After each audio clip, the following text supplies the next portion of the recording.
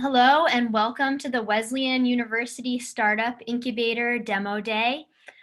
This event is brought to you by the Patricelli Center for Social Entrepreneurship, the Muse Plus, and Reset Social Enterprise Trust. I'm Rosemary Ostfeld, and I'm the instructor of the StartUp Incubator, which is a one-semester experiential learning program offered by the Patricelli Center for Social Entrepreneurship. This course allows students to explore their ideas with the goal of creating their own social venture. So during this course, students have defined their core values, used the business model canvas, completed interviews, developed customer personas, explored different competitors, identified testable assumptions, designed a minimum viable product, and prepared the pitches you're about to watch. So tonight, you'll hear from 12 different social ventures, and each venture has prepared a pre-recorded pitch. So as the pitches are running, please type any questions you have into the chat box, and I'll pick a few questions for the live Q&A, which will happen right after each pitch. So we'll start off by watching the first 6 pitches with the Q&A. We'll take a very short break and then watch the final 6.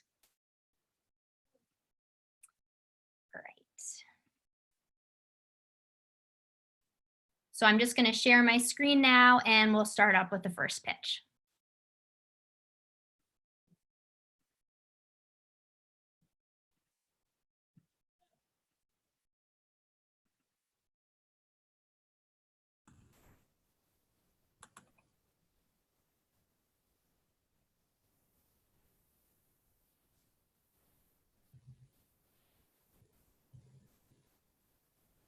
Hi, my name is Jennifer, and I am the co-owner of Vida Dulce, where we make Mexican and Brazilian desserts. Our name Vida Dulce means sweet life in Portuguese. We source local ingredients to make desserts such as Mexican custard, brigadeiro, a Brazilian bonbon, and rice pudding. At Vida Dulce, we reduce one-time plastic usage and ensure that we package our products with reusable containers. I am proud to be a Mexican American. Growing up, my mom would make many Mexican desserts and taught me about my culture.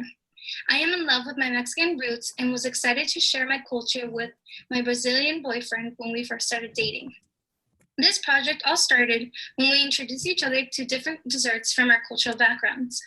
I have had the opportunity to try Brazilian desserts and have fallen in love with them. We want to be able to share a little bit of our cultures with our community. We are a family-owned business based in Naugatuck, Connecticut. We want to introduce our customers to new and accessible desserts and have them wanting more. We value the power of sweets as they can immediately impact one's day, whether you are happy, sad, or angry. 3 of the desserts on our menu are traditional Mexican desserts, which include flan, a Mexican custard, pastel de 3 leches, a cake with 3 milks, and arroz con leche, rice pudding.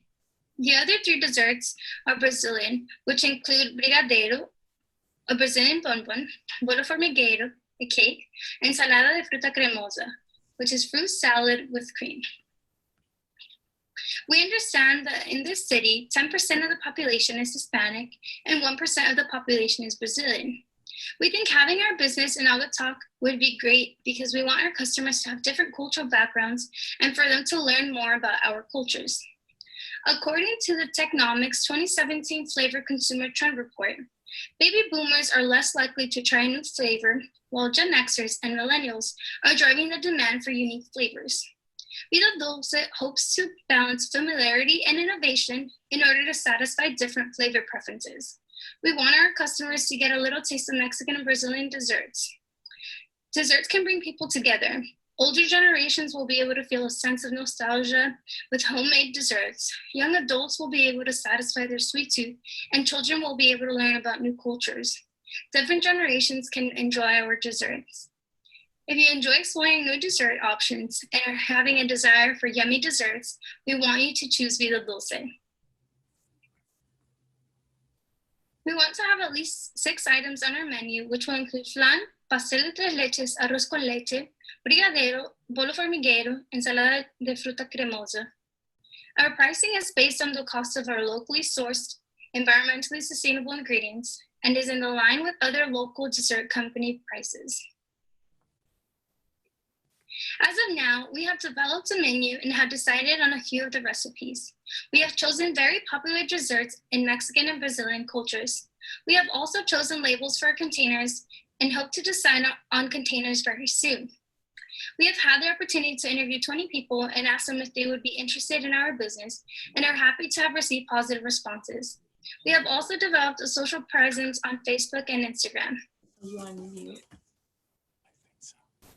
want to do more research about companies that can provide us with sustainable containers. Additionally, we need to get certified to sell food products, as well as connect with our local health inspector and become an LLC. After doing so, we hope to connect with local farmers markets in order to create a partnership with them. I want to thank you for being here today. Today, I ask of you to follow us on our social media platforms and spread the word about Vida Dulce. Remember that with Vida Dulce, a better day is just a sweet away.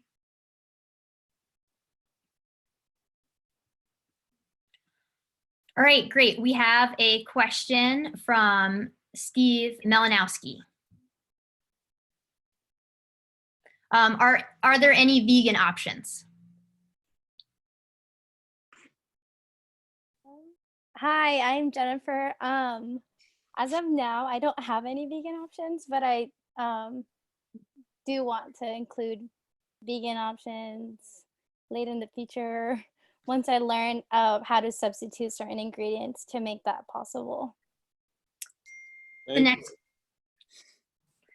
next question is from Tim Laubacher. Are those retail or wholesale prices?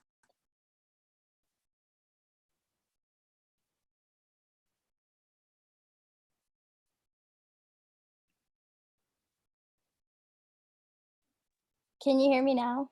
Yes. I think I don't really know what the difference is, to be honest. What is the difference between a retail and a wholesale price? So the retail would be what you'd sell directly to customers, and your wholesale would be if you're going to sell it in bulk to. Oh, so retail directly to customers. I'm probably sticking to just individual sales, and then later on, once we expand, making wholesale possibility. Thank you. When and where can we begin ordering? From Shane Chase. We would probably start with bake sale, and that would probably be once COVID-19 kind of slows down a little and everything gets cleared up. So as of now, I don't really know, but stay tuned, follow our social media pages to find out more information. There's a question from Tim Turan. Did you think of testing it around Wesleyan with maybe a sweet truck? Yeah, so a few of my classmates had mentioned how one of the I think it's a bakery in Middletown, sold at a restaurant. So that was potentially an idea to partner with like a local restaurant, ask them if they could sell my baked goods there. But that was just an idea. Awesome. Thanks, Jennifer. All right, now we're going to start up the next pitch. Thank you.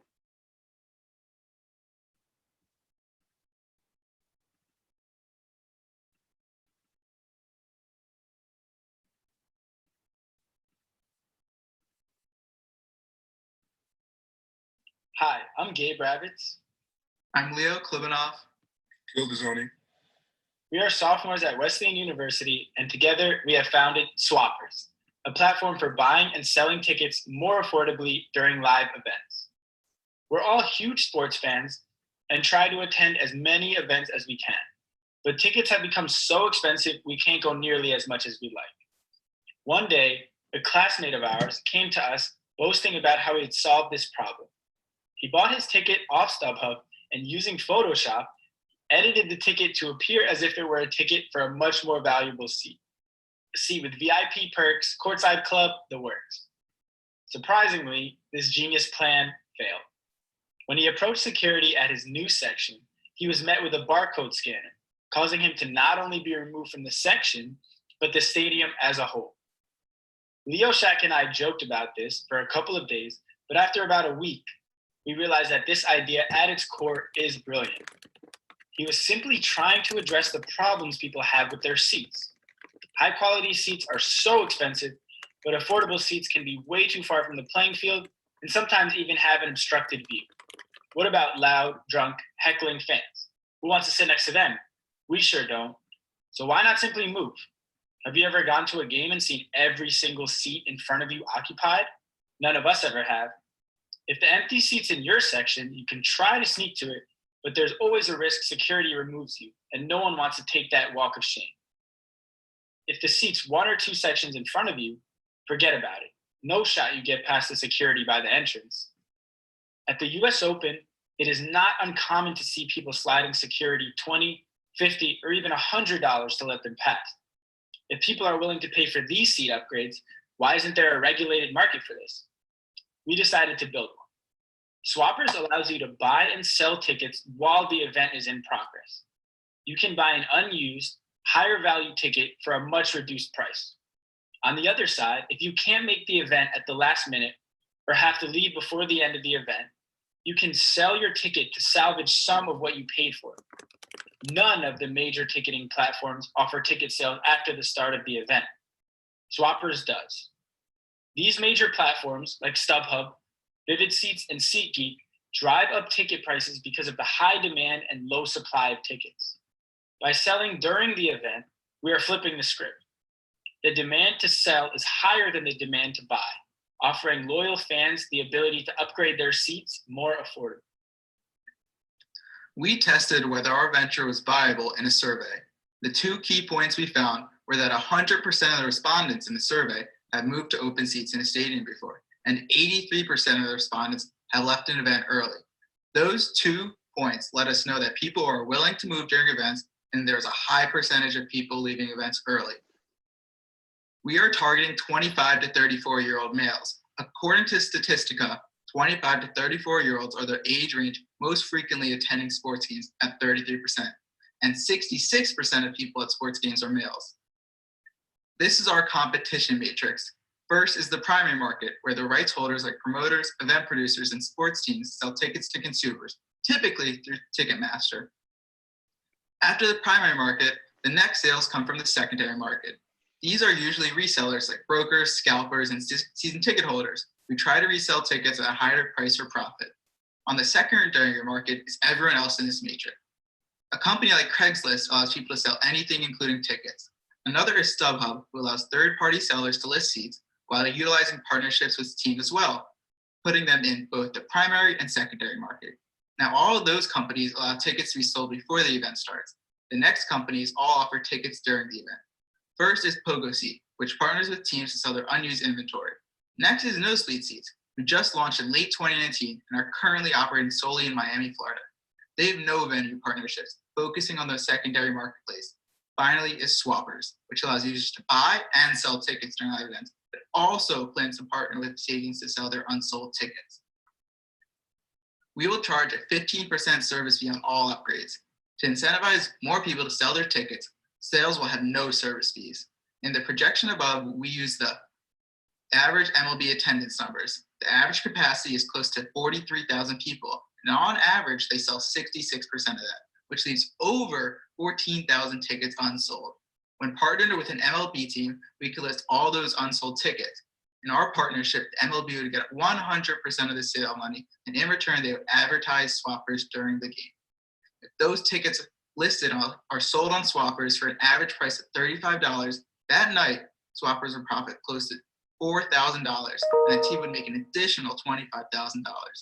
There are 81 home games in baseball per year, so if we scale out our revenue accordingly, we estimate that we can make over $300,000 in just one season. Now that is just one team. Imagine if we are partnered with multiple teams in multiple cities. You can easily see us generating over $1 million in revenue per season in Major League Baseball alone. Now, we estimate in stadiums, they would make over $2 million per season. Teams could create a whole new revenue stream just by partnering with us. We've developed the basic designs for this app. The stadium layout is included to make seat searching easy for the user, as well as recommended prices when listing a ticket for sale. With COVID-19, it is uncertain as to when events will be happening again. During this down period, swappers will focus on finding a CTO and securing a partnership with the venue. When this pandemic is over and events resume, we'll be ready to launch our app. We have a working prototype at the moment, and we are currently speaking with developers and looking for more connections. If anyone knows any full stack developers in our age range, please reach out to us. Also, if you know anyone who works at a sports venue or has connections with sports teams, we would love to speak with them. Please reach out to us via email, follow us on Instagram, Facebook, and Twitter, and go to our landing page to subscribe for future updates on our progress. Thanks so much for taking the time to listen, and we look forward to having you join the Swappers family.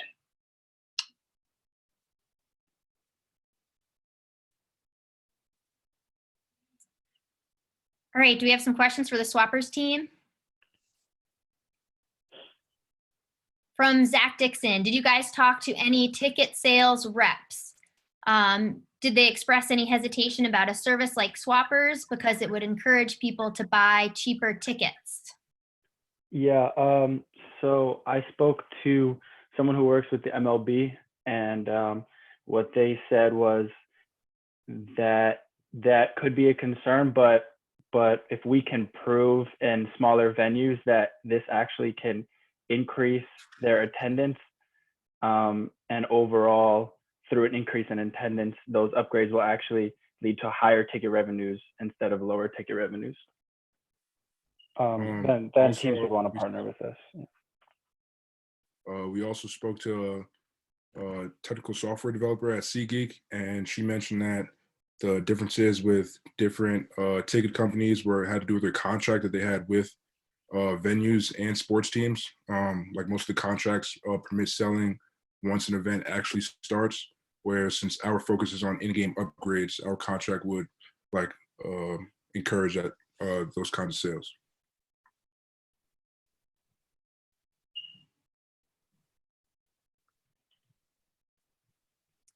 Any more questions for Swappers?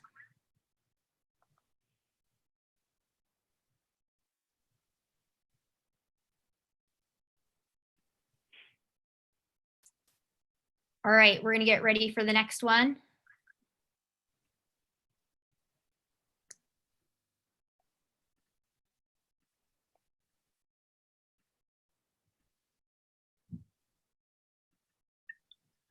Hi, my name is Eli Haynes, founder and CEO of Saplings, a company dedicated to finding creative solutions for emissions reductions projects.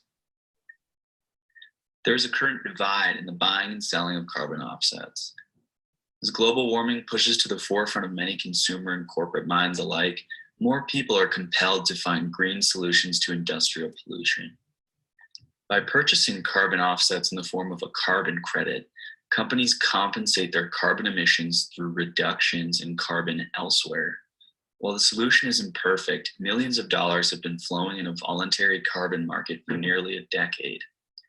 However, companies purchase millions of dollars worth of these carbon credits without knowing where or how they were generated. Last year, Lyft spent over $2 million on carbon credits. And sometimes these credits can come from wetland restoration projects halfway around the world, where indigenous lands are being locked off in the name of conservation and generation of credits for polluters in the US. There's a lack of locality, intimacy, and assurance in the carbon market that we hope to solve through the implementation of thoughtfully designed emissions reductions projects for companies to generate their own credits. For as of now, companies merely purchase offsets and have no knowledge of where or how they were generated. We will design emissions reductions projects for large polluters, hopefully like Uber, that will aim to generate carbon credits by transitioning conventional farmers to regenerative farming practices.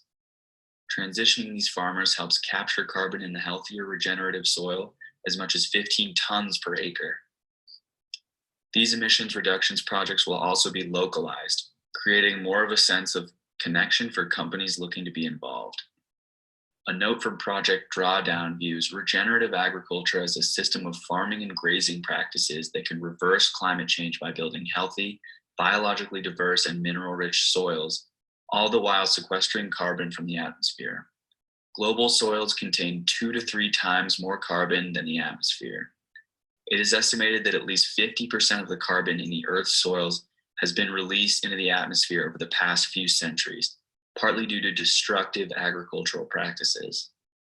Project Drawdown has further estimated that regenerative agriculture could remove an astonishing 23.15 gigatons of CO2 from our atmosphere by 2050. Researchers Claire Lacan and Dr. Jonathan Lundgren note that regenerative agricultural grown corn reached 78% higher profits than conventional corn production systems.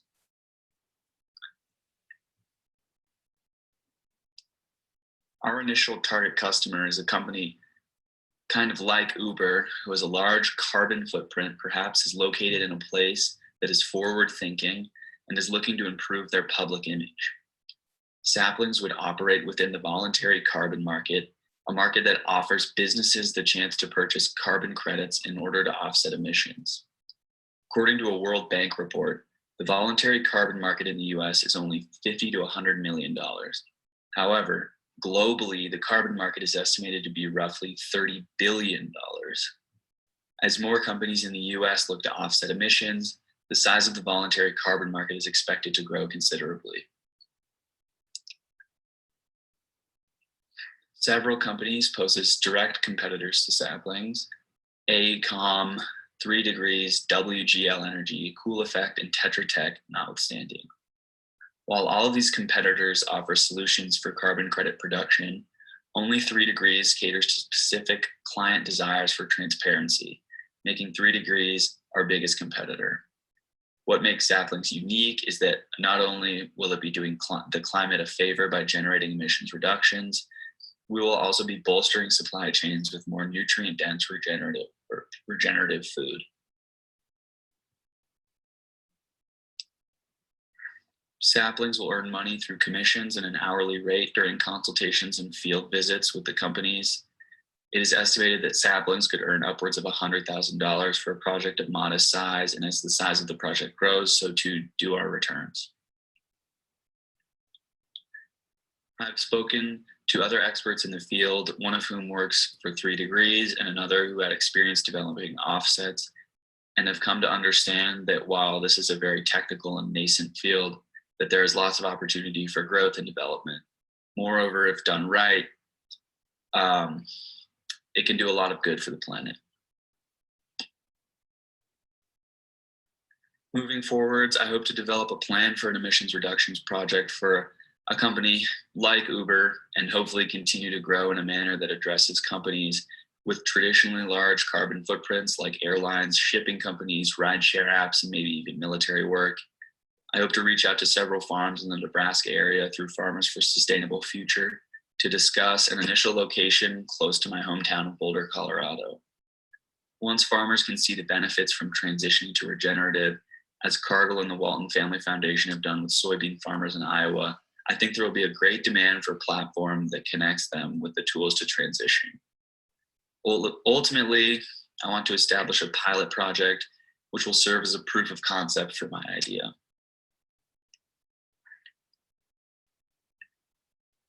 So for our ask, we would just like to ask for connections with farmers who would like to transition and potential investors for an initial pilot project.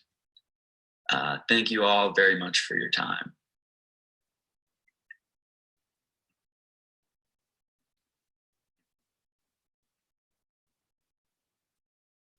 All right, we have a question here from Steve Melanowski.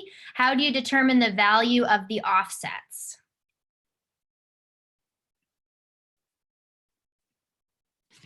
That's a great question. To my understanding, different kinds of offsets are valued differently. So there could be a wetland credit that's valued more because it is a certain way than, say, like a credit coming from a regenerative project. But the whole field is pretty technical, and I don't have a super clear understanding of how different projects are valued, to be honest. Rebecca Mead asks, are you looking for farmers in a certain area? Honestly, any farmers that are somewhat close to where I am right now in Colorado would be good. I mean, ideally, it would be a farm that I could actually go visit myself, but circumstances are kind of odd right now. Question from Tim Turan. Have you read the body of literature on socially active investing and the models that investors are looking for?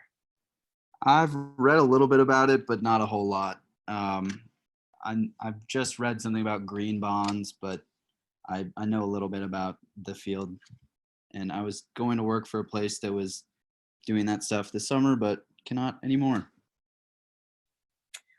Question from Shane Chase. What's the smallest step you think you could take to get going with this project? Actually meet or talk to a farmer that would be willing to do this. All right, we're going to move on to the next presentation now. It is book.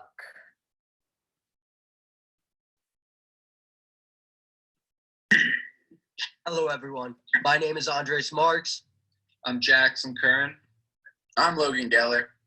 Shane Gallagher. I'm Malcolm Rosen, and we're the founders of Book. We would like to introduce you to our revolutionary head-to-head wagering platform, Book. Our platform brings the networking and camaraderie of social media together with the excitement and competition of sports. Users create a profile and are given virtual coins to compete with other users. Users can search the marketplace and place wagers against their friends to see who has the best sports knowledge. Book aims to create a positive social environment for sports fanatics like ourselves.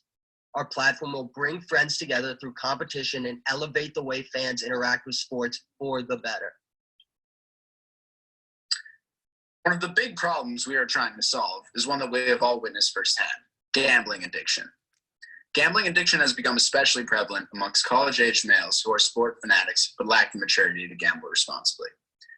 As a result of sports betting being legal in only 16 states, there has arisen a vast network of unregulated offshore bookies that have infested our campuses. Until all states legalize sports betting with regulations and responsible gambling laws, there will continue to be a completely unregulated sports betting industry that targets and perpetuates irresponsible gambling amongst our peers. Our solution: Book takes sports betting and focuses on the two key elements that drive sports bettors, which are competition with friends and testing your sports knowledge. By eliminating real money transactions and focusing on the sports knowledge and the competition between friends, we are hoping to put an end to the cycle of gambling that a lot of our peers have fallen into. Book will provide a responsible, risk-free alternative to bookies and unregulated offshore books. This is even more important during this time in which states are slowly legalizing sports betting. We want our peers to have an opportunity to wager and enjoy sports responsibly without the risk. Book's social media interface will also facilitate the growth and connectivity of the sport fanatic community. Having a sport-based social media platform would bring together sports fans from around the world. Our initial target customer would be men in the 18 to 25 age range because, as Logan said, sports betting is particularly popular with college-age males. Our initial customer is interested in professional sports, both American and international. Fantasy sports, as close to 50% of our survey respondents claim that they have used fantasy sports like FanDuel and DraftKings, and keeps up with sports through websites such as Barstool Sports, ESPN, Bleacher Report, and Pro Football Focus. We surveyed 23 people in the 18 to 25 age range and learned that 91.3% of survey respondents made frequent bets with their friends, and 95.5% of those respondents said that they would use a mobile app to facilitate these bets without money. Furthermore, 87% said that a social wall would attract them to the app away from traditional betting and the problems that comes with that. We then conducted interviews with 50 people to get feedback on our minimum viable product, a mock-up of what our app could look like. Users found the design to be very aesthetically pleasing. We also learned that the marketplace and wager with a friend pages were two of the most popular, with the social wall following closely behind. One of our key competitors, FanDuel, has 6 million users, and we anticipate it would be possible to achieve a similar number of users in years to come. FanDuel and DraftKings are truly titans of the sports betting industry, controlling over 90% of the market share. And with DraftKings having gone public last week successfully, we can predict that the space is only beginning to reach its true potential and size. And other casinos and big books everywhere will soon follow suit. Book's unique selling points are that it is user to user. There's no risk involved. And Book has a social media component brought to a massive, growing industry that allows sports enthusiasts to share their common interests. Business model. Our app will be free to download. Due to laws prohibiting certain forms of sports gambling, there will not be an exchange of dollars on a platform from which we would take a fee percentage. We plan on offering in-app purchases for our users. Each member will be given a certain amount of coins when they create an account, and they will have the option to purchase more coins if they find it necessary. We're also hoping to generate revenue from possible future business partnerships. We think our app has the potential to become a highly marketable product that can attract the attention of large sports network companies that already have large fan followings. As a group, we would be open to finding a partner that is seeking opportunity and can help us reach our goal of growing our product. We have begun the development of our mobile application. We are using InVision Studio to design the storyboards of our application and Xcode to implement the design. We've also created social media accounts on Instagram and Twitter and Facebook as well. So in order to keep up with the timing of the mobile app development, we would like to hire another developer with more experience, as well as bring on partners to help with our promotional programs and navigating the legality of the sports betting industry. Since we took a pivot from our original plan, we're currently developing a process to test our product. We're looking for people to engage in organized tournaments with a group of their friends, similar to fantasy football or March Madness bracket. There will be one person declared a winner. The winner will be determined by who won the most matchups and has the most coins at the end of play. What we need now is someone to help us market the idea to get more people so we can get a good base for our first real test trial. It's essential to have a large enough group of people so we can get a better sense of how accurate our target customer model is and what aspects of the idea that we can improve upon. We're also looking for someone experienced in software and app development who could serve as an advisor and mentor. We have two members, Jackson and Andres, who've already started taking the first steps in creating an app. And we need further learning and guidance as we continue our process. Thank you guys so much for being here today and for listening to us. Our Facebook and Instagram account information is at the bottom of the screen, along with our contact information. Thank you guys again. Stay safe. Thank you very much. Thank you. All right, do we have questions for the book team?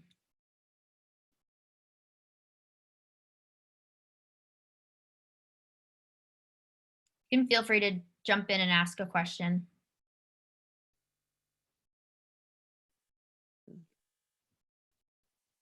I'm wondering, since the money is for sale, how is it different than gambling? So our idea is different from gambling because users will be using sort of made up currency or coins within the app, and they can't be exchanged for any amount of dollars at any time. So you're basically competing with friends for like points or coins, and the competitive aspect is what you're gambling on. It's more for pride than an actual cash reward. Wouldn't it quickly escalate so that everybody was buying more coins? Well, yeah, that's the business model, but we plan on limiting the number of coins users have per week. It's just like any other app, you know, in the App Store, any other game, you know, they all, most of the apps have in-app purchases, and it's kind of, you know, to some extent, it's like, for some games, it's like if you pay, you like level up in the game, but there's obviously limitations to that.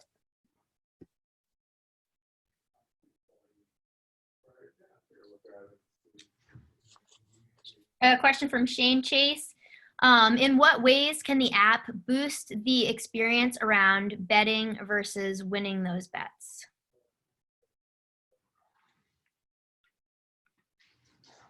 So we think that, yeah, winning is obviously like the main driver of gambling, and that's something we questioned, whether or not gambling to see yourself rise in the ranks or competing with friends would be enough of a drive to get people to use the application. But we think that hopefully friends will be able to go on each other's profiles, and it will become a competition within groups of friends, and eventually you can see what famous bettors or handicappers are betting on, and sort of be able to use that platform as like a wager tracking system. And we think that will be enough for people to keep coming back for more without winning those bets, you know. Yeah, and then just quickly on top of that, just a quick thought is getting away from coins too. Maybe if it's more of the experience of betting, then it's what happens when someone's right with the bet versus not. And is that something that can get away from the issues of the money exchanges? So maybe just think through different parts of that experience as well. Definitely. Yeah, sounds good. Thank you.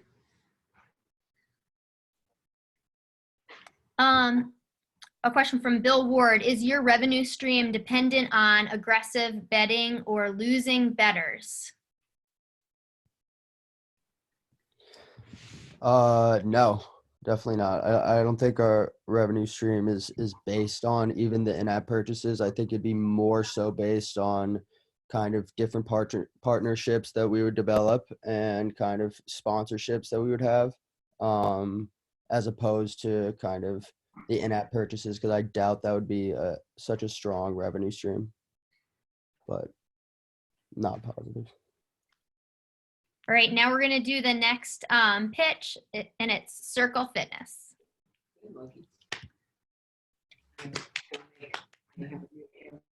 Hi, my name is Kayla Enriquez. And my name is Jennifer Esquedo. We're the founders of CFit, or Circle Fitness. CFit is a social network app that provides a free platform to share and gain fitness content. CFit is designed to foster a community of individuals eager to support one another and meet their fitness goals.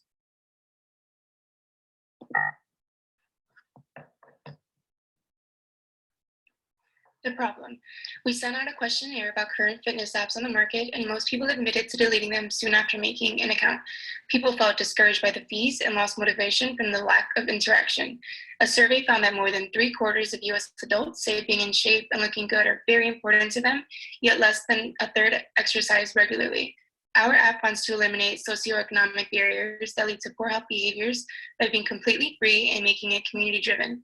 Personally, fitness is an integral part of both our lives. Having experienced its challenges and benefits, both physically and mentally, we know people are motivated to work out more with others and with access to more resources. Okay, our ventures were building the ultimate fitness app by offering exercises, nutritional information, and social engagement at no cost. Users will first input their dietary preferences and fitness goals. Then our app will provide a filter. They'll filter their categories and find a plan that suits their needs. In our design prototype, we have made an example of our users match with an intense 4-week workout plan. They have also used the search engine to find content related to running, and the results come from users who have shared posts publicly, such as routes, stretches, and activewear they enjoy.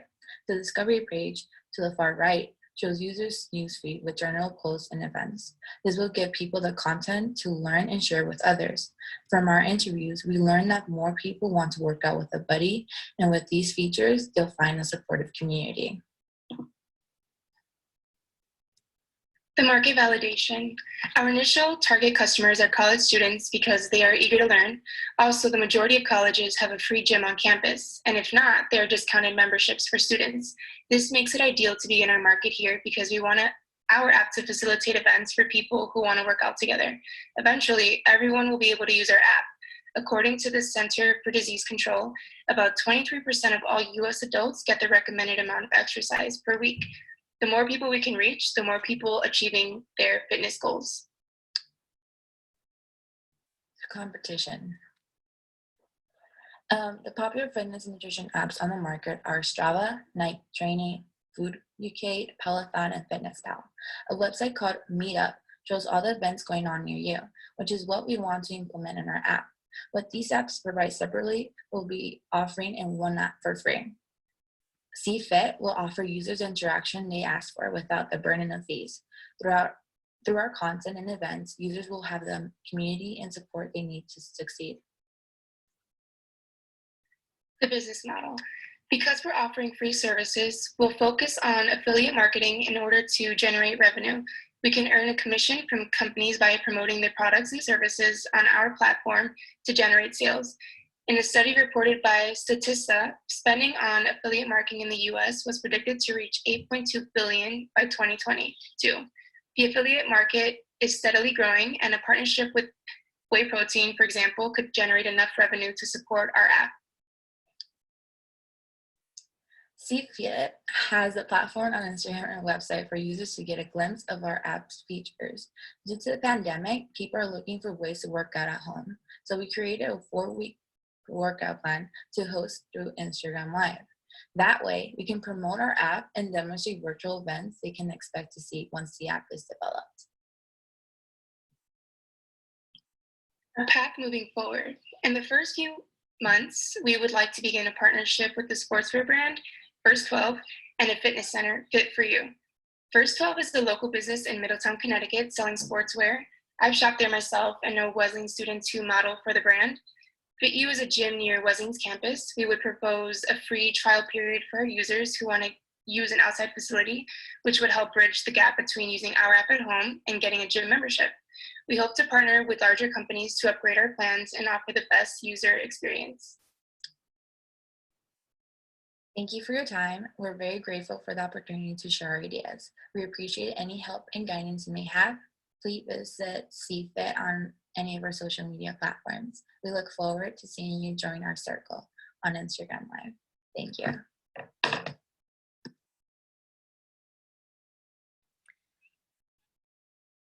All right, awesome. Any questions for Circle Fitness?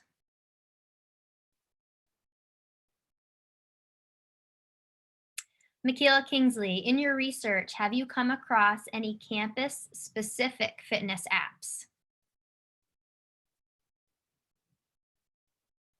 Hi. As of now, not necessarily. Students usually they have like groups on campus, which they weight lift apparently, but there's no really interaction with a whole group. I don't know, you want to add on, Kayla? There she's here. Hi, yeah. I also haven't heard of any apps, or at least the big ones that are used through the Apple Store. I think that a lot of people in general just go to like the big ones that we've heard of, like Nike Training, Strava, Fitness Pal, and all of those just for like the basic fitness needs. So I guess we would be the first if this succeeds. We have a question from Rebecca Mead. How can you validate the quality of the user submitted content, such as the proper way to perform an exercise or aspects of the nutrition recommendations? We would rely, well, for one, on telling users that whatever they post from their own pages is, again, not certified. So they're not a physical trainer, for example. So users would know that before getting advice from each other. But at the same time, if we do have physical trainers and other certified users, we would make a distinction.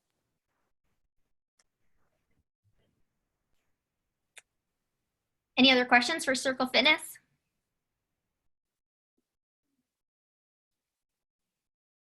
All right, next up we have Unlock Debate.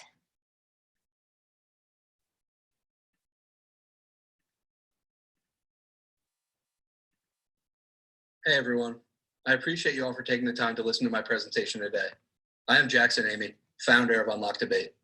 I began this mission because the United States, a country I care about deeply, is on the brink of collapse due to the current and unprecedented levels of polarization. The democracy of the United States was designed to function on the back of compromise, and without mutual respect, this compromise can never be found. Democracy is fragile, and ours is slowly cracking. Only together can we piece it back together. As I mentioned previously, the United States is currently experiencing its highest levels of polarization in its history. More often than not, Social media sites contribute to this growing problem within the country because these sites are designed to chase likes and reposts. People post political content on social media sites and forums in large part by default. What I mean by that is, people want their voice to be heard, especially politically, and have no other place to exercise this besides these typical sites. So, people post on these sites with the hopes of being heard and maybe even changing minds. But those posts either fall on deaf ears or more likely on like-minded people, and that is completely by design. These social media companies create algorithms for their platforms to show users only like-minded posts. This is to keep the user on the site as long as possible. The problem with this, however, is that it creates an intense echo chamber where alternate ideas are never truly considered or even seen for that matter. In an effort to stem these drastic levels of polarization and decrease the echo chamber effect, Unlocked Debate will be a platform that is designed for a different purpose, connecting people through political ideas, not dividing them. Unlocked Debate will have 3 key parts: a discussion page where threads are split up by issue, various input polls that accompany each topic thread, and a real-time heat map of the country that plots the input from these user polls. The heat maps will allow elected officials, candidates, and citizens alike to get a snapshot of public opinion at any time. Instead of following people, users will follow topics. This will give the user the opportunity to read opinions from people who may think differently. In doing so, the platform will become a place for free thinking, unbound by partisan ideology. Within each discussion topic, users will have the opportunity to create groups with people they think are offering up good ideas in an effort to create a more collaborative environment. Upon creating an Unlocked Debate account, the users will be verified based on the names and address they provide. This will allow Unlocked Debate to do 2 things. A, ensure there are no bots or trolls to infiltrate the platform with bad intentions, and B, enable Unlocked Debate to plot public opinion accurately on the heat maps. Verifying users is a crucial step in making sure that the users are real people. Unlocked Debate will also feature a current events tab that will give the user a rundown on the verified facts of any issue. With an emphasis on true debate about ideas and less on personal attacks and ideology, Unlocked Debate will be the perfect platform to discuss new ideas and have your voice heard. Initially, we plan to roll out Unlocked Debate to college students. This demographic is extremely active online politically, but the voter turnout for this group is quite low when compared to other age groups. Through in-person interviews, we found that college students find much of their political news on social media platforms. The same students believe that political posts on these platforms are not healthy and productive. Eventually, our goal is to open Unlocked Debate to any citizen in every democracy. While other countries aren't experiencing the same levels of polarization as the United States, there are always people who want their voice to be truly heard. The only direct competitor to Unlocked Debate is Countable. Countable is a platform designed to talk about political issues with an emphasis on connecting users with his or her state and local representatives. The platform allows the users to post about different topics, mainly bills in Congress, and also lets the users decide to share an opinion directly with their corresponding representative. Another potential competitor is YouGov. YouGov is a service that tracks public opinion on issues ranging from political candidates to top casino brands in the United States. While both platforms are viable, neither have the same goals as Unlocked Debate. Voices, especially in a democracy, are stronger in numbers. Rather than sending individual opinions, elected officials will receive the voice of thousands at once. Unlocked Debate's initial source of revenue will be through the sale of data rights. By partnering with local, state, and federal governments, along with elected officials and candidates, Unlocked Debate can provide crucial information on the public's desires. There's a need for public opinion data for planning commissions, researchers, and municipalities as well. These segments use public opinion data for decision-making on various initiatives and policies. The data will be anonymized in order to protect our users' personal information. Unlocked Debate will also employ an advertising-based revenue structure once the user base is large enough for it to be viable. With this model, there will be a strict policy on no political advertisements. This will keep the site pure and free from the intentional swaying of results and opinions. With these 2 revenue streams coupled together, the business opportunity is quite viable. To date, Unlocked Debate has made fantastic headway. We have gathered and implemented potential customer feedback data, created connections with important people in the field, and created a prototype for the Unlocked Debate platform. We have found that a common theme amongst the politically active is that everyone, regardless of party, recognizes that the United States has a polarization problem. While this may be the case, people do not know how to go about solving it. That is where we come in. Thus far, Unlock Debate has done all the legwork to get off the ground. The next step for our company is to have our app and website developed. This would enable us to bring the platform to college campuses initially. We believe we could be operational in 4 to 6 months, which is typically the timeline for app development. In 1 year, we think it is feasible that Unlock Debate has gained traction on numerous college campuses. Unlock Debate is currently seeking $175,000 to $200,000 in funding. Of that investment, $170,000 would be used for app development, while the remaining funds will be allocated to a targeted ad campaign directed at college students. The initial investment would allow Unlock Debate not only to get off the ground, but also more importantly, start our journey towards upholding debate and strengthening democracy. I would like to leave you all with a quote today from Franklin Delano Roosevelt. "Let us never forget that the government is ourselves and not an alien power over us. The ultimate rulers of our democracy are not a president and senators and congressmen and government officials, but the voters of this country." Together, we must recognize this sentiment and practice it daily. I deeply appreciate your attention today, and I look forward to speaking with many of you in the near future.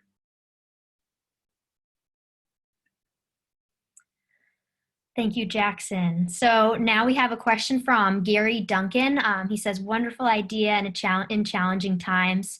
Despite keeping bots and trolls out of the equation, which is great, how will you monitor any vitriolic or aggressive content that is sadly so common these days? Yeah, so first of all, hi everyone. Thank you for tuning in today. In terms of that question, we plan on, designing an algorithm that sort of targets negative posts like that, mainly targeted at people, and removes them from the platform. It's going to be okay to have negative opinions on, say, certain policies or whatever's being discussed, but as soon as that moves towards personal attacks, then it can be flagged. A question here from Bill Ward. How will you state the debate topic or question? How will you choose those? So first of all, there's obviously big trending topics at any time. Like right now, it's obviously coronavirus and the upcoming presidential debate or election rather. But after that, there's going to be a section for user created topic threads and polls.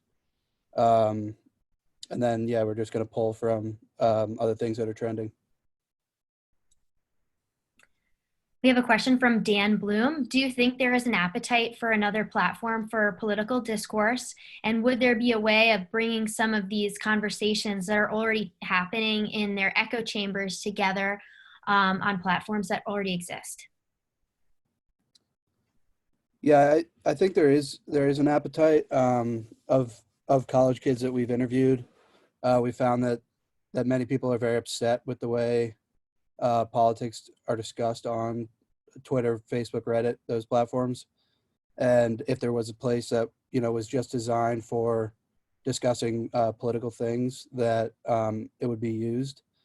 We've also found that people don't necessarily like seeing, like, so for example, on a typical Twitter feed, you see like sports, entertainment, memes, and then politics, and people don't like, jumping back and forth. So if there was just a streamlined feed for that people would actually use it. And the second part, I would just, obviously I think come with time, people would need to trust another platform so they wouldn't, resort to Twitter and Facebook. And my main point is that, if there's a platform that exists for actually getting meaningful change and progress, that people will instead use that instead of wasting their time on, posting aimlessly on Twitter and Facebook, where that's not actually the aim of those platforms. We have a question from Karen Whalen. How do you ensure a user experience that includes a variety of opinions are shared? Yeah, so in each topic thread, there's going to be up arrows and down arrows. So like you like a post, you up arrow it, you don't, you down arrow it. And then so obviously the top liked posts will be at the top. Another thing that I've considered is, having a separate one for, professional political figures, like people who host podcasts or even appear on network television, because they obviously have Twitter accounts, so that they'd probably have one of these accounts. So maybe separating citizens and those guys, so you're not competing with those guys for likes. And then also, I think a good thing to do is have a couple of the top comments from either side featured at the top. Thank you, Jackson. All right, we're going to take a really short break, 5 minutes, and then we'll start back up again right at 7, so now 4 minutes. So yeah, we'll just take a short break, and I'll see you back here in a few. Thanks.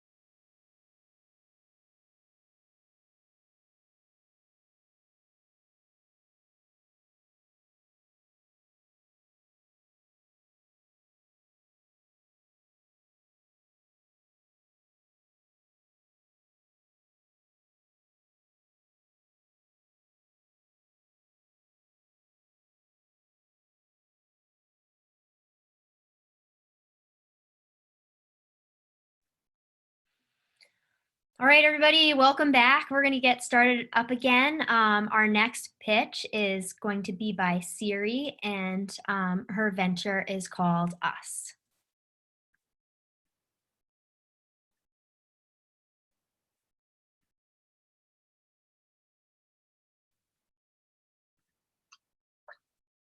Hello, everyone. My name is Siri, and I'm the founder of Us. Us will be an app that helps college students with their time management skills using categorized activities and competition boards. I want to build a greater sense of community and help students with their individual time management skills. Let us together build a great college experience.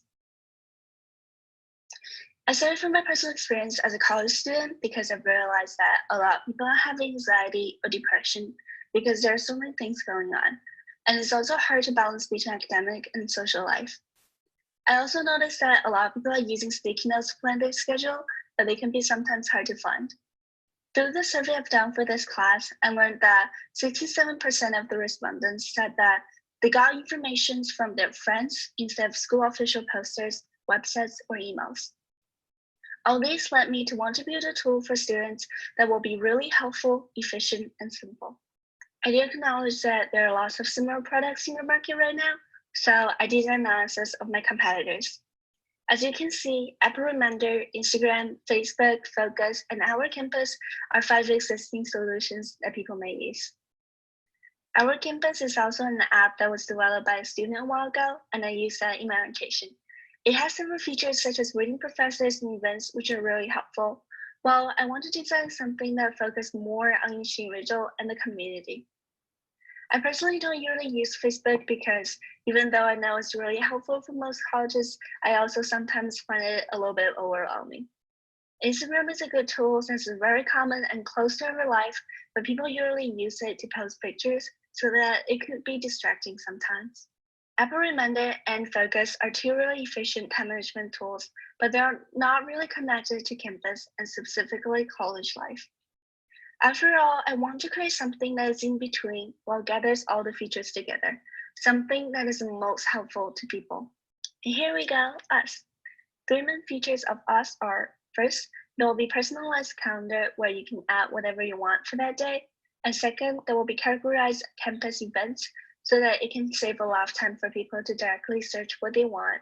And competition boards based on surprise challenges that keep students engaged in community activities, which is also used as motivation to encourage people. My initial users are college students who focus on personal growth and mental health. I'm also thinking about professors and staff, so this will help the whole campus engage with each other. Here is my MVP, which shows the future design of my app.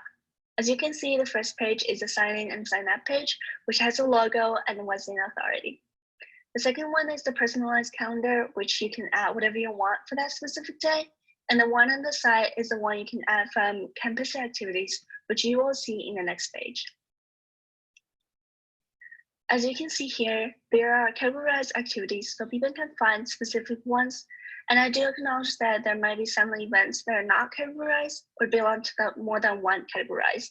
So I added this search button so that you can directly search what you want with less time. There will be a simple description of the events, about time, position, and a picture of the events. You can also sort them by time. This is a surprise challenge each week because the primary goal is always to bring people together.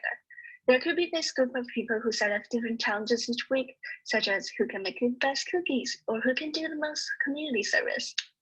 People can take the challenge and get different points. There could also be a lottery for people to decide what they want to do. I think this is a really good way to bring people who have the same interests together and build a greater community. This one is a competition board where people can create their profile, and once you complete certain challenges, you will get corresponding points for that. You can also see what your friends are up to, but also for privacy protection, you have the right to choose between whether to be seen by your friends or everyone on campus. I'm thinking about starting from Wesleyan because there are a lot of useful resources and also a great place to start up with all the community and help. One idea is to collaborate with the campus institutions such as Wesleyan Events, Residential Life, or Athletes to expand the whole impact of this app. and use the agency and power of a bigger authority. For my future, I'll start from Wesleyan by developing my first version of the app and adding more people who have the same interests in my team, then test it at Wesleyan to improve it to the next stage. Being an international student, I would also like to expand internationally in the long run, such as using this app to help students adjust and maybe insert some language abilities. After all, my main plan is always to be helpful, efficient, and simple. Overall, I hope you enjoyed it and let us help more students with their dreams. Here's my email and stay connected if you have any interest. Thank you so much for your time.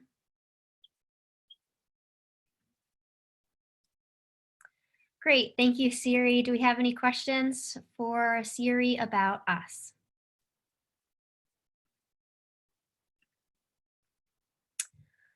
Rebecca Mead has a question.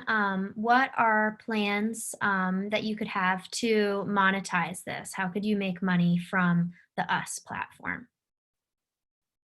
Hi, thank you so much for seeing this. My idea is like similar to how Facebook make profits, because in the long run, I feel like with more people using it, the time and there might be like premier version of the app. Like the goal is mostly at first to help people.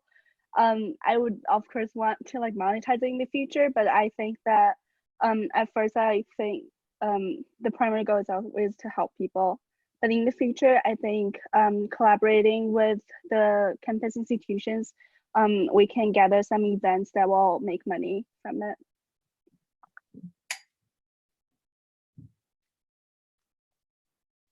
Other questions for Siri?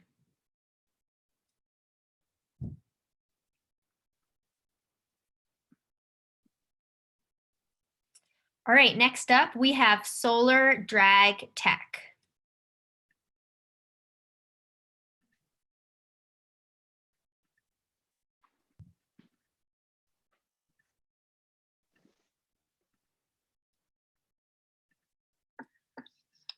My name's Matthew Gill. And I'm Brenton Thomas. And I'm Samuel Jean. And we are the co-founders of Solar Drag Technology. We are 3 Wesleyan students who share an interest in making the world a better place. Our goal with this company is to innovate a part of an industry that has not been changed since the 1930s. That is the harvesting or dragging process of oyster farming. It is currently very inefficient, but it's a crucial part of the industry. We plan on changing this forever and providing an alternative that is more efficient, more sustainable, self-driving, and overall saves the farmer more money and time.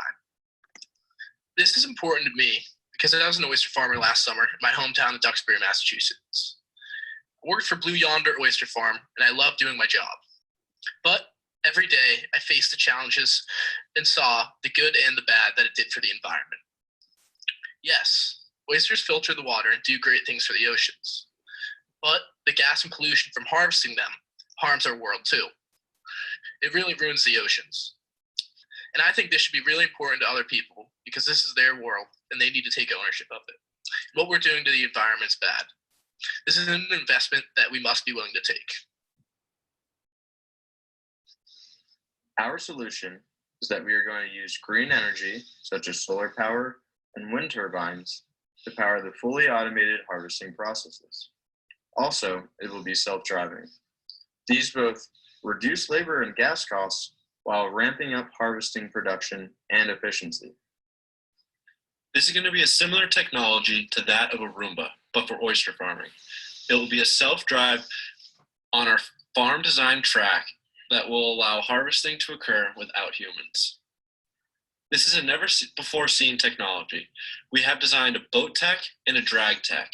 Our boat tech will be powered by propellers with a battery in the middle and potentially using a track along the floor of your farm, while our boat tech will have a solar panel above your head with a workstation underneath so you can have the drag bring the harvest right to you.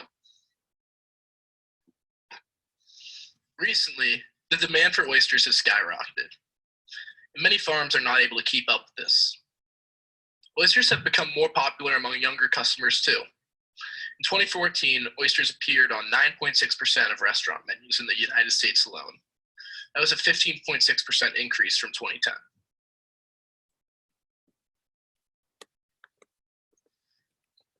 We are taking a more environmentally conscious approach to oyster farming, being a self-sustainable farming business. Having as many oysters in our waters is also crucial to our ecosystem, as each one can filter upwards of 50 gallons of water per day. Both native and farmed oysters sequester nitrogen and CO2 from the atmosphere. So here we have a SWOT analysis of the field we're looking to go into. And so we look at the strengths, which are the sustainability, the self-driving, the solar-powered, and the larger harvest with the solar drag tech. Then we look at the weaknesses, which are that it's expensive, we have to work with the tides, and we're going to have to manage a larger workload. But the opportunity is the start of artificial intelligent agriculture, healthier oceans, increased profits, and reducing our carbon footprint. But the threat is that we're going to have an adjustment period for this new technology. So as a business, we plan on generating revenue from hundreds of farms in New England and all over the world. And so we plan on doing this through leasing or selling our technology to the farms once it's refined and built. There are many things that we want to do going forward. First off, we want to refine our design of the two product ideas. We also want to plan to build a basic prototype as soon as possible. We want to start to build relationships with engineers and manufacturers and test our basic prototypes. In order to do all of this, we're going to need your help. We are just seeking a lead investor to help us pilot our version of our product. We are also looking for an oyster farm where we can be our first location to demo our technology and really push it to its limits. We thank you for your time today, and we've included our contact information below. Thank you.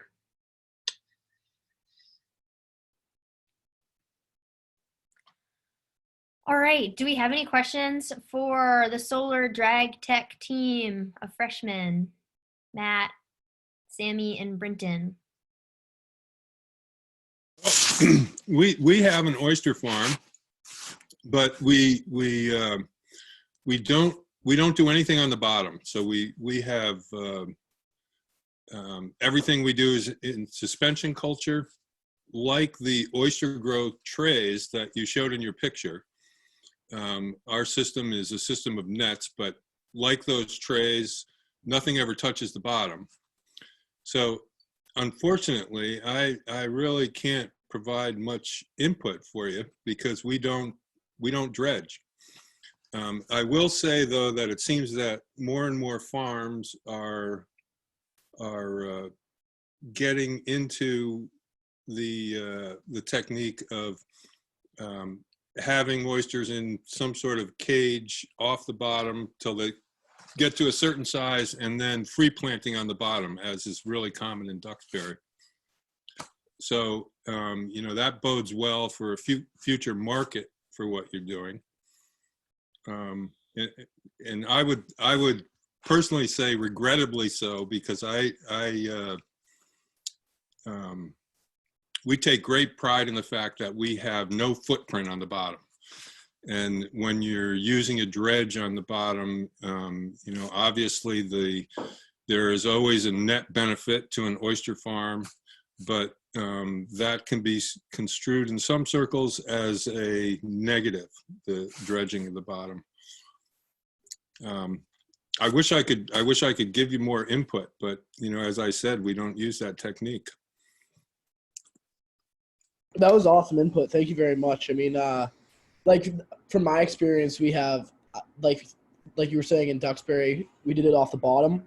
And then as we were looking more into it, we saw like different farms did different types of methods. But like we were kind of looking into this specific method. But I'd love to talk to you in the future about like just like different types of farming methods, honestly, because I think it'd be great for us to get to know for the way our business is going. Well, we would be happy to talk to you anytime. Thank you. But I feel like I should mention that that one of the pictures you used is the oyster grow trays. So that's a suspension culture system.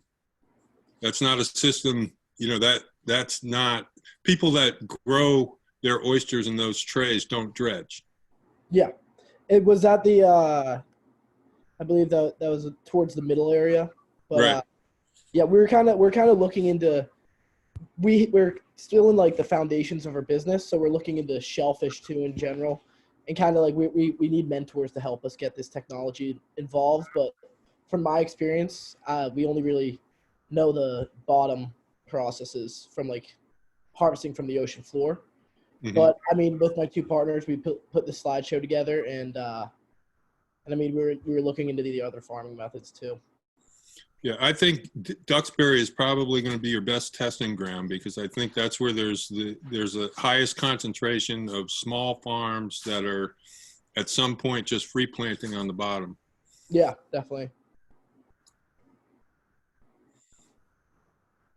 Awesome. Thanks so much, guys. Thanks for that input too, Steve. Appreciate it. Next up, we have Smooth Sail by Sherry.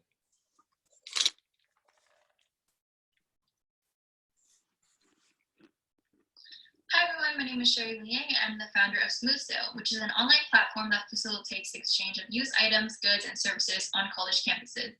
Smooth Sail's mission is to strengthen the trading community by providing a single platform for all sellers and buyers. Our goal is to help with waste prevention and reduction by promoting a culture that practices the repurposing, upcycling, and recycling of old items, all while streamlining processes of listing things. The problem, according to Planet Aid, the average college student produces about 640 pounds of trash annually, and a lot of it accumulates during move-out. We've identified 3 contributing factors to why such a large amount of trash is produced at this time of the year. The first one is a lack of storage space. When students move out of their dorms, items may be tossed out in the trash simply because their belongings cannot fit into their cars or suitcases, and they have no space to store them. 2, there's no designated platform that serves as a central location for each college community to conduct trade. There's either too many groups created or none at all, and this is not effective for a thriving trading community of sellers and buyers.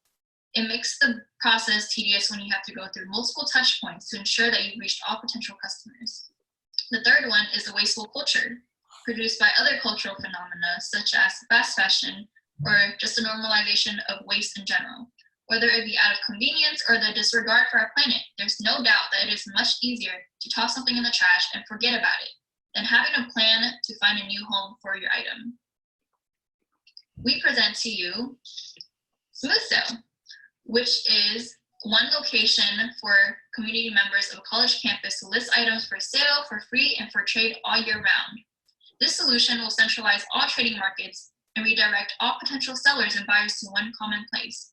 Each college campus will have one single group, and each user will have access to listings within their own college trading community. We will use the verification of a user's .edu email to limit members of the group to just students or faculty. This will ensure trust and safety on the platform. There's also potential to add additional features that can help prevent waste and engage with different parts of the campus.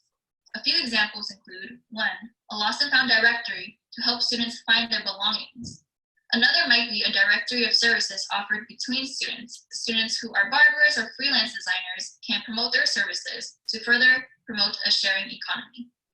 The final example that we have is a newsfeed, where offices like the Sustainability Office can engage with our platform to promote, educate, and inform students on green initiatives and practices on campus. So our first customer is the student. We want this to be a platform that university students will feel comfortable using. We know that there is a need for this platform because students are always in the process of acquiring and getting rid of items in their college journey. In a survey that I conducted with 117 college students at over 40 different universities across the nation, the data shows that 70% of students have tossed out an item in the trash that could have been reused or repurposed. Data also showed that on average, 80% of students have purchased a used item from another college student before, and 65% have sold a used item.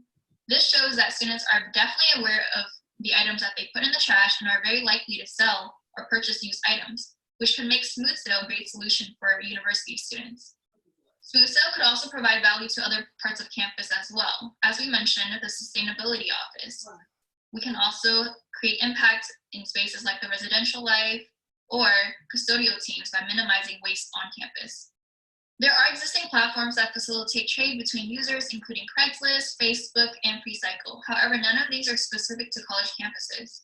SmoothSale aims to provide all features from competitors, including free listings, reviews, and in-app transactions, with a unique value proposition of being a one-stop shop for the university.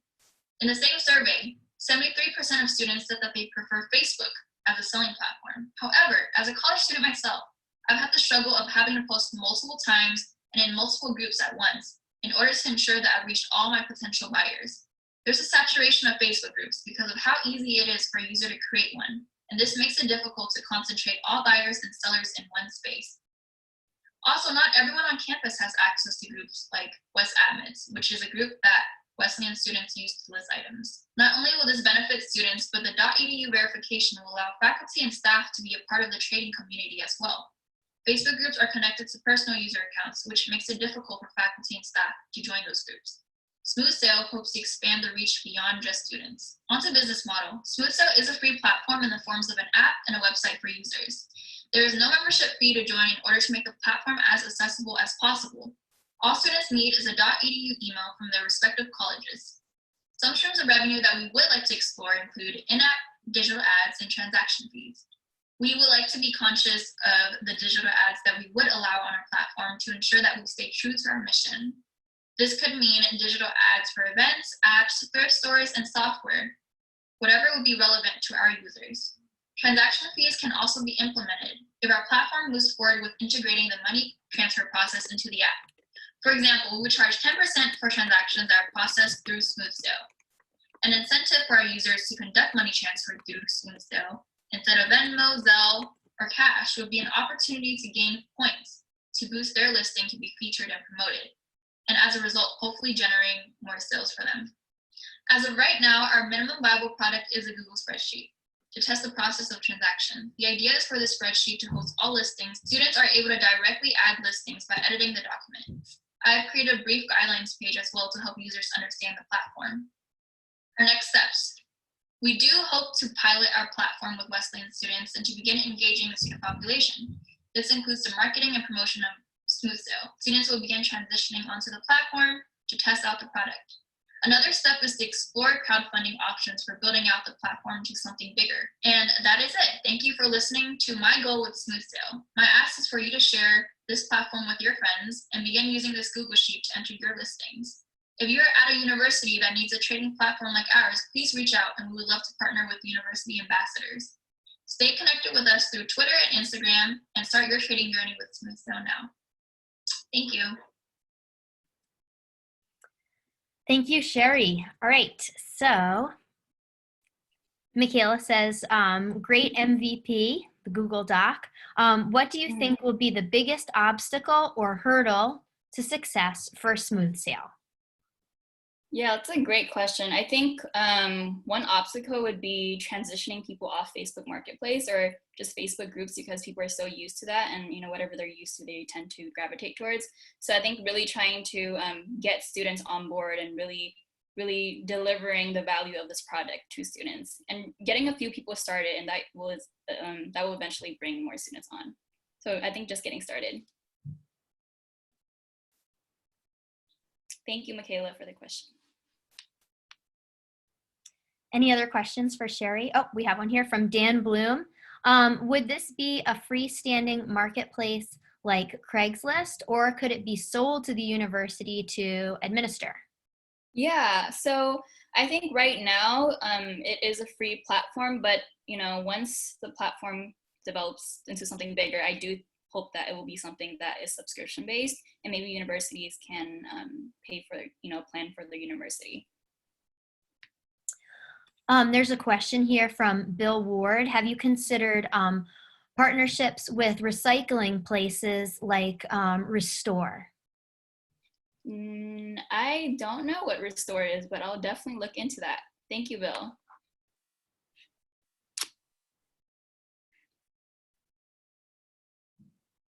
But I definitely want to partner with places like recycling places. Yeah. Great. Thank you, Sherry. All right, next up we have QBX.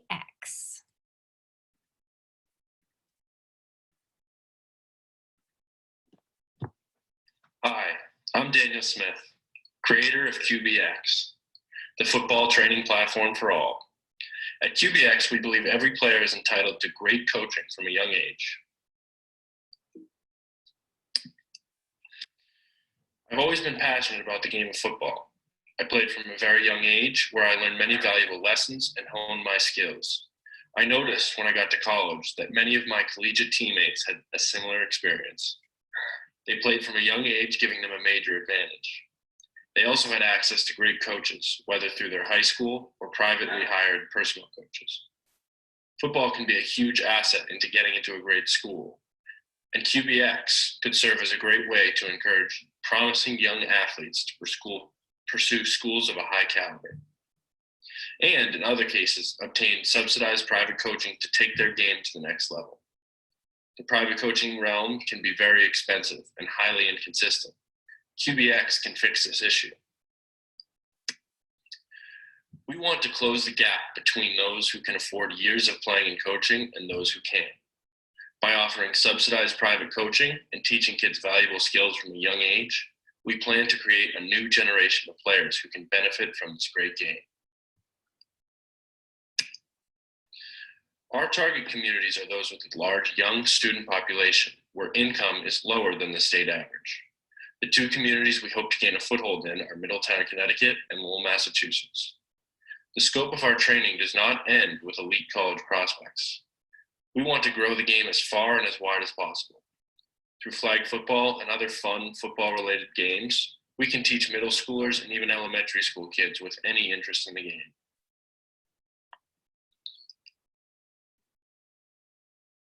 There are very few comparable football training programs like this. There are after-school programs which give kids opportunities like this in different sports, but very few that focus solely on football. There are, however, many businesses that run in a similar fashion, using a sport to draw kids into a productive environment. Row New York City, Kids in the Game, and Rock San Francisco are all great examples of successful programs with similar structures. We look for the athlete who has been passed over by traditional coaching avenues, much like some of the aforementioned programs. These programs are jokingly known as a cookie with a vitamin in the middle. Although it's funny, there is truth in the idea that we can get much more important lessons across by framing our routines around a sport. The program will have two different approaches, the after-school programs and the private coaching, which will serve originally as an income source. Eventually, the private coaching will be subsidized as well. QBX will be looking for a mix of public funding, grant money, donations, and a sliding pricing scale to help with costs. We'll base our prices on income and hope to eventually subsidize anyone who needs it. Thus far, QBX has made great strides towards being operational. In addition to making a preliminary set of practice plans, we've also established some great connections, including one with the public schools of Lowell, Mass. As a member of the Wesleyan football community, I know that we're always looking to help with volunteer efforts. This partnership will be critical in the early stages of the business. We've also done some early research and have found high interest among our target demographic. Here's our website. It's here that we hope to host virtual training sessions as well as take payments. We also hope to add a scheduling feature. This will be the home of all QBX news, as well as a place for people to ask questions and browse the options of our program. By having a clean website, we hope that our business can grow quickly and effectively. Our next steps include actively reaching out to other target schools and running pilot programs for our products. From there, we hope schools will take interest and generate enthusiasm among the students. The nuts and bolts of the plan include 4 days a week of practice, detailed practice plans, and 1 day a week of tutoring service. These tutors may be volunteers at first, but eventually we plan to hire teachers within the schools to volunteer or work overtime. We are looking for volunteer coaches as well as public grant access and private donations. Feel free to follow our Instagram and Twitter pages at QBX Football, and don't hesitate to reach out with any partnership ideas. Here's my contact information. Thank you and have a great day. Thank you, Dan. Does anybody have any questions for Dan about QBX?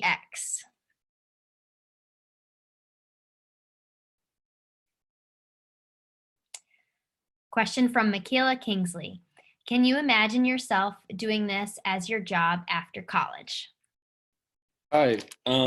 Yes. So ideally, my plan was to start this up next year. Hopefully, at some point next year, I can start to roll this out while I'm in school. So that would be, an easy way to be in Middletown and doing things after school. And then, yes, this is something that I could see myself doing after college, especially in those first couple of years. I live near Lowell, Massachusetts, and, Middletown is also a community I'm comfortable with. So, yes, to answer your question, I would be comfortable doing this after college. We have another question from Rachel Barlow. What particular challenges are there for offering a program like this for football versus any other sport?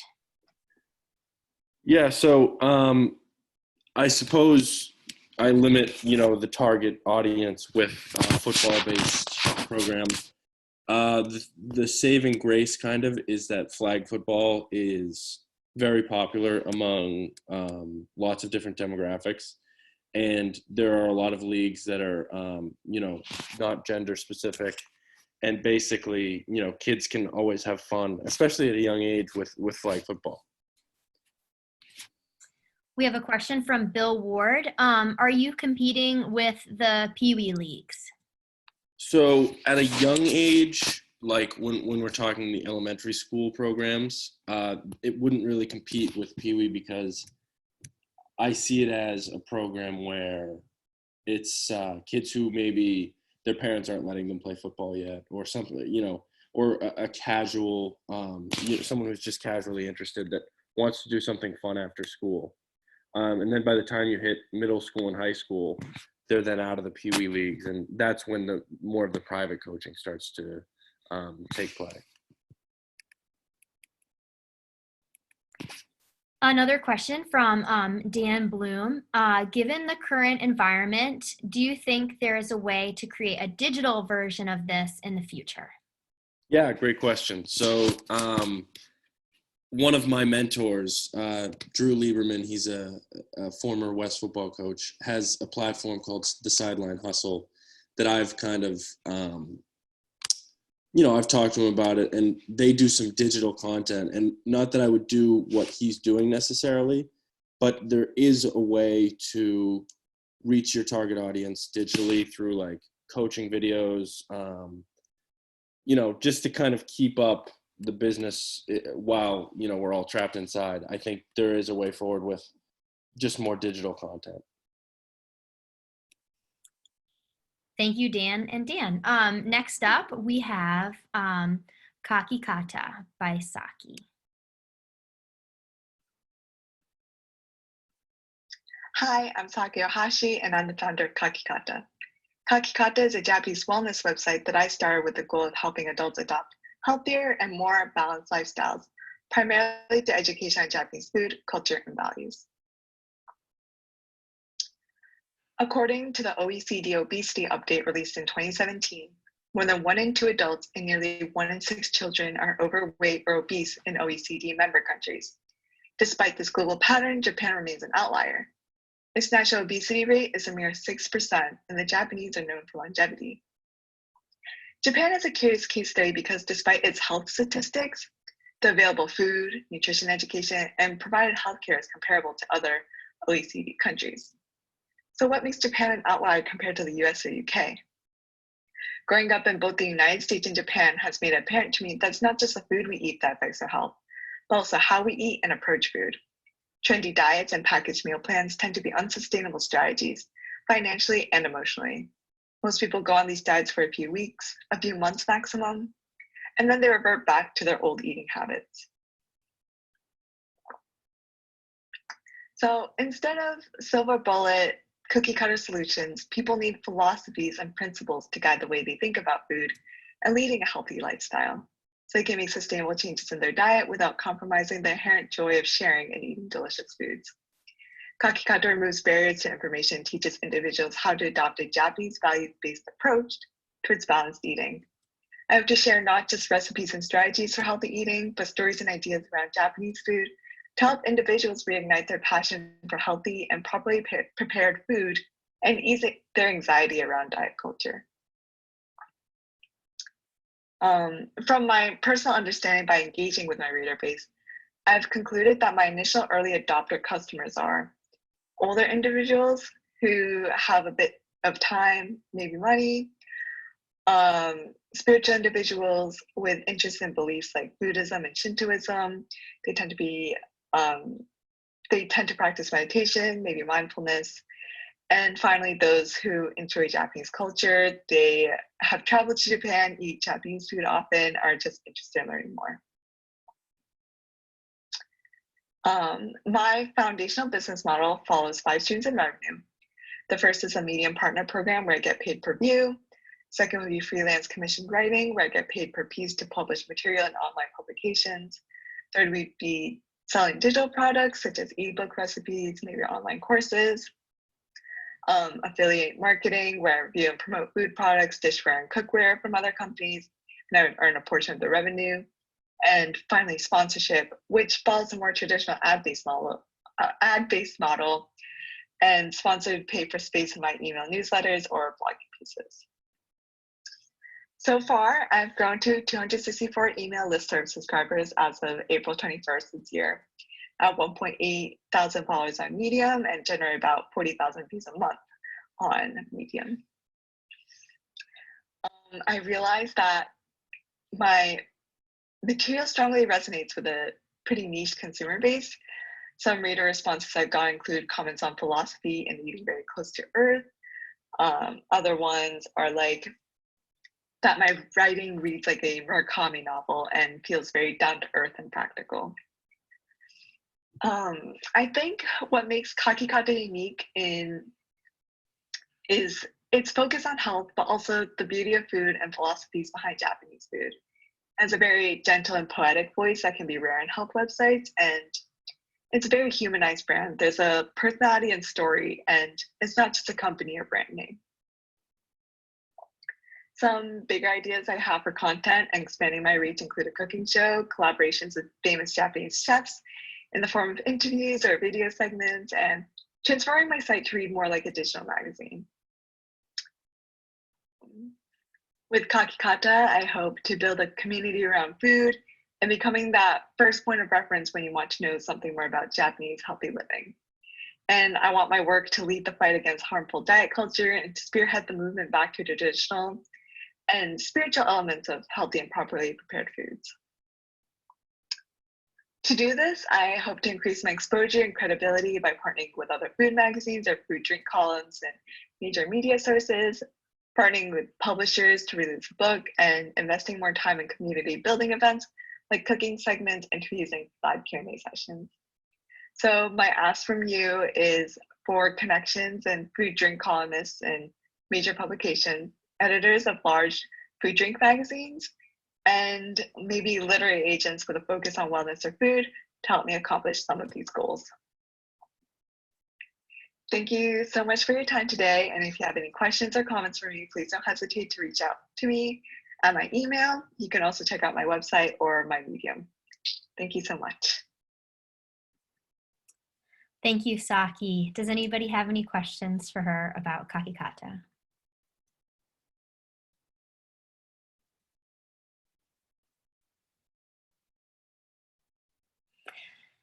Shane Chase, what has surprised you the most in publishing your content to a broader audience?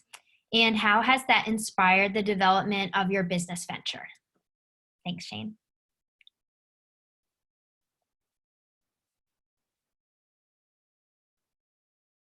Okay. Thank you for that question. I think a lot has surprised me. I guess I was surprised by the audience that it resonated with.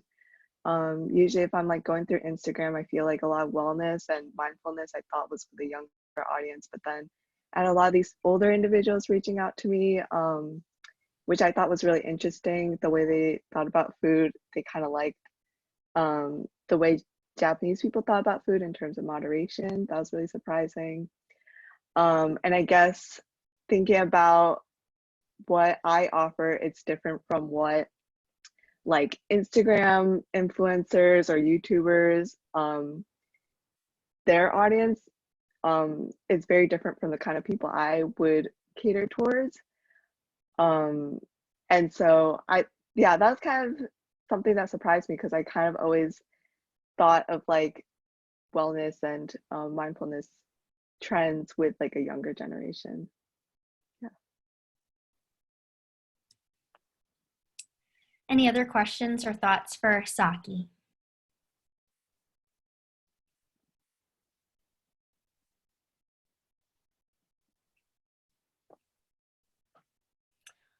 All right, we are on to our final pitch.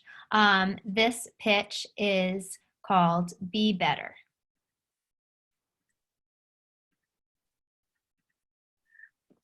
Hi, my name is Blake Northrop, and I'm the founder of Be Better. At its heart, Be Better is a storytelling clothing brand focused on promoting mental health and wellness practices in young adults through clothing design, artist collaboration, and community discussion. My story begins as a kid with no idea that I needed glasses. It took me until my junior year of high school to realize I needed glasses when I tried on my brother's.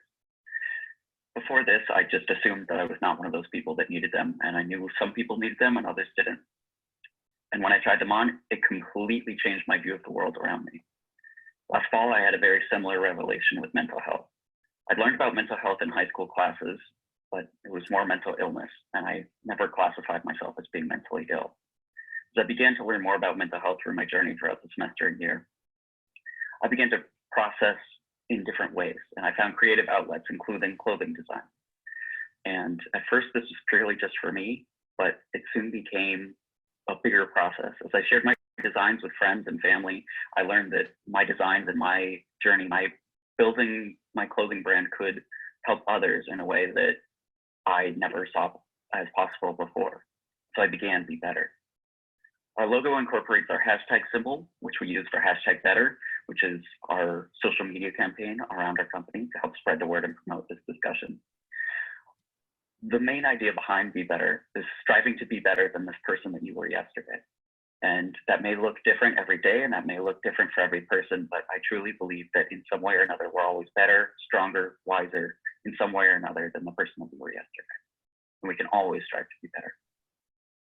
As was apparent through my own experiences, the problem here is quite a large one. In fact, 1 in 6 young adults experience mental illness each year, and 75% of mental illnesses begin by the age of 24. These are such dramatic numbers that Be Better recognizes it will not be able to solve them all. We do not have some cure-all to this disease. But our hope is that for those we are able to reach, we will help them on their journey to become their best possible selves. On to Be Better itself. The business consists of 2 main platforms, the Be Better clothing brand and the community of people that surround it. The brand itself utilizes environmentally friendly manufacturing processes and serves as a way to show your support and openness to discussion of mental health and wellness. You're able to represent yourself as a member of our Be Better team. Artist collaboration is also a strong component of our clothing brand, as we recognize that being better may be different for different individuals at different times. So we don't want our designs or our clothing brand to represent one pure perspective of that. We want to diversify and have that diversity of thought and design represented in our product line as well as our community. And the community is a discussion platform for individuals to share their stories and struggles with mental health and wellness, and to seek resources and solace from other members of the community. It's our family, our Be Better family. Our target market consists primarily of young adults ages 14 to 24 in the United States. But the beauty of our product and mission is that it also applies to individuals outside of that range. As mental health and wellness is a global issue and doesn't limit itself to Americans, it has a nearly universal application. Through our early market research and the launch of our #BetterToMe campaign, we've also noticed a strong willingness to participate in young Americans and a strong willingness to discuss mental health. Other companies have attempted similar ideas. We're not the first one to come up with a clothing brand focused on promoting mental health. But we are, however, the first one to incorporate mental health resources, artist collaboration, environmentally conscious processes, and a donation program. Our business model consists of our clothing brand, how we earn our money, and our donation program. We earn money by selling clothes, designs, collaborations, and we use whatever money is not put towards expanding the business or a product line to donate to nonprofits, specifically the National Alliance on Mental Illness. So through this, up to 50% of our profits can be donated to charity. More recently, March and April saw the launch of our website and social media accounts on Instagram and Twitter. You can follow them at BBTGR Clothing. We also have a diversifying portfolio of designs. Here in the bottom right corner, you can see some of the stickers that are currently available on our website, as well as the patch and some more designs that we're currently coming out with. We're working on new designs, new limited edition runs, and a lot of these will be available on our website in the coming weeks. So what does Be Better look like moving forward? In other words, how will Be Better strive to be better? Within 1 month, we want to expand our online presence and add a Facebook marketing campaign.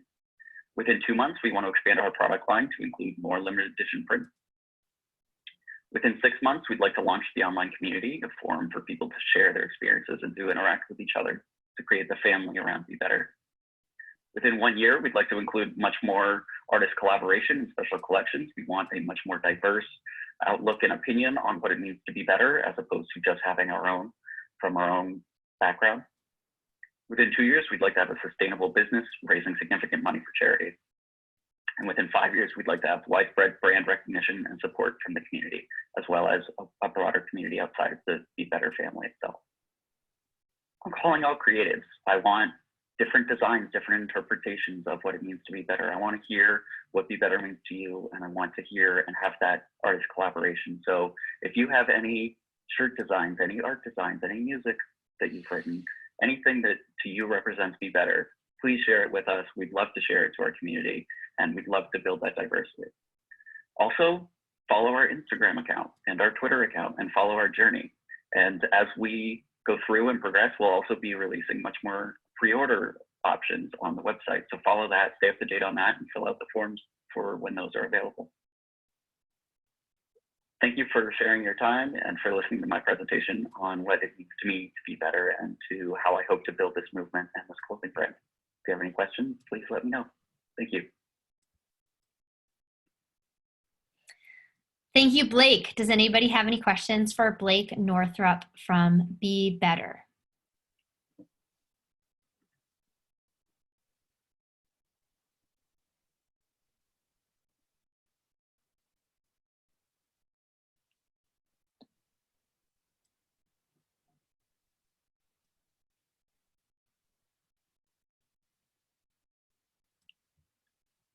A question here from Alexa Code.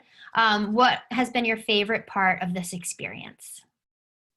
I've really enjoyed just learning a lot about mental health and fashion, because these are two things that I have very little experience in.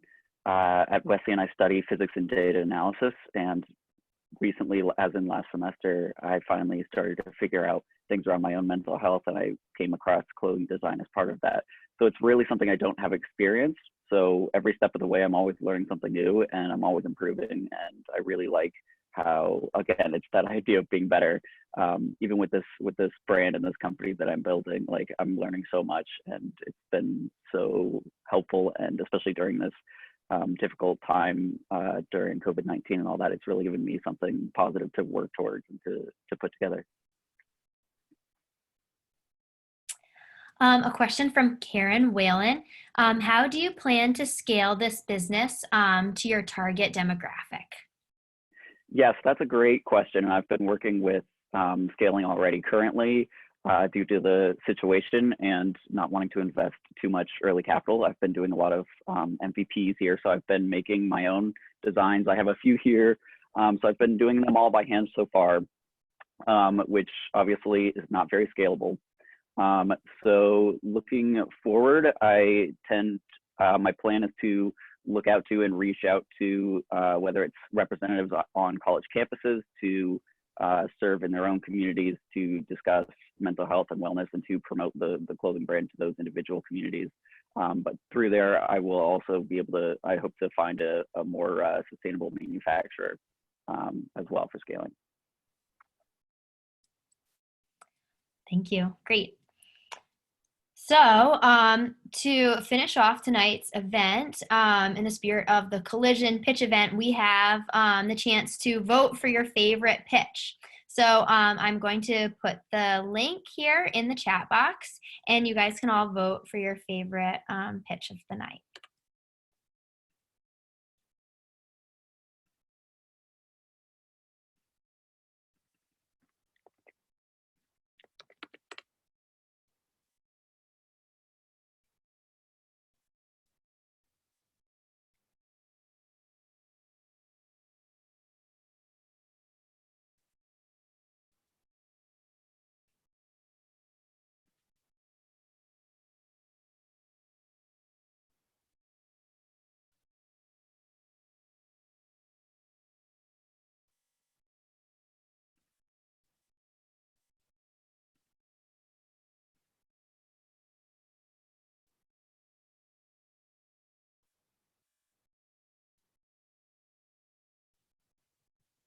All right, so I'm just going to have Rebecca Mead, who's helped with the website creation, who's built the whole website, just help me announce the winner here in a second.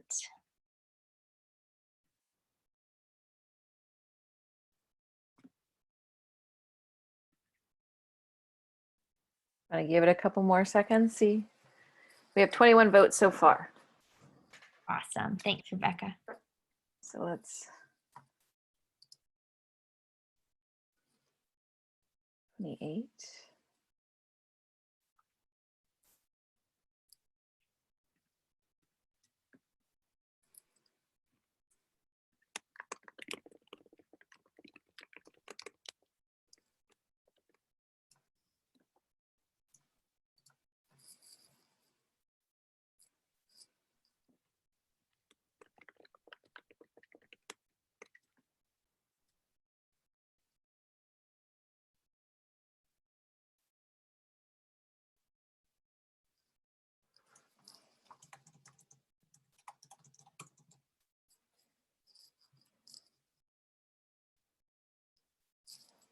All right, I have the privilege of announcing the winner. Thank you, Rosemary. I thought you guys all did a phenomenal job, and it's not an easy format to do the pitches in, so good job at translating it all. Tonight's winner, let me just tally it one more time to make sure I got everybody in. Drum roll, please. It is Be Better. It was tonight's winner. So congratulations. Thank you. Fantastic. Congratulations. Well done. Before we sign off, I'm just gonna put in the chat box the contact details for all of the students and their ventures tonight, so you can contact them. And I'm gonna send a recording to everyone who registered for tonight's event. So thank you so much to all of the mentors and guest speakers who joined us throughout the semester. Thank you to Michaela Kingsley, who's the director of the Patricelli Center for Social Entrepreneurship, Reset Social Enterprise Trust, Rebecca Mead for creating the website, the Middlesex Chamber of Commerce, and the Music Plus. And thank you all for attending tonight's event. I encourage you to reach out to the students if you have any questions, ideas, or advice that may help them as they move forward with their ventures. Great job, students, and thank you all. Congratulations. Thank you, everyone. Well done. Thank you. Thanks everyone for watching. Thank you.